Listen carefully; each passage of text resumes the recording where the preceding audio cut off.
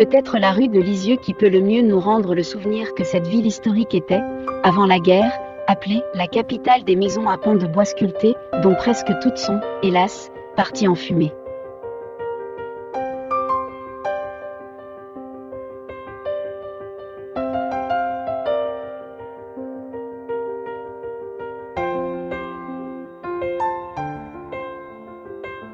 Cette toile prouve bien que dans certains petits coins de Lisieux, je peux encore trouver des endroits sympas à peindre. Il suffit d'ignorer tous les ignobles panneaux de toutes sortes, les câbles électriques cloués sur les sculptures, etc. Et d'un coup de baguette magique on se retrouve au Moyen-Âge.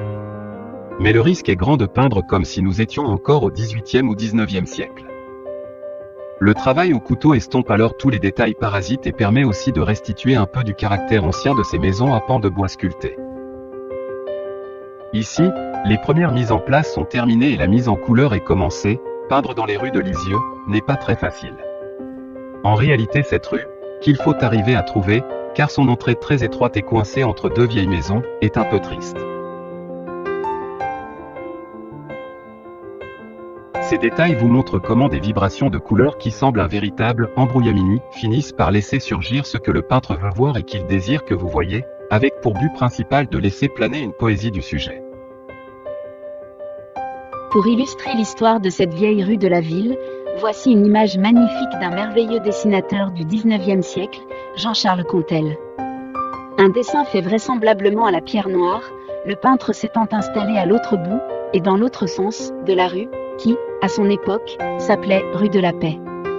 Ce dessin date des années 1920, donc il y a une centaine d'années. Ce manoir a été construit au XVe siècle et s'appelle le manoir des Marais, aujourd'hui totalement restauré et transformé en chocolaterie moderne. Au pied des murs il y a des pierres chasse-roue, toujours en place, ce qui prouve que les attelages à chevaux passaient dans cette rue étroite. De nos jours aucune voiture n'y passe, et c'est tant mieux.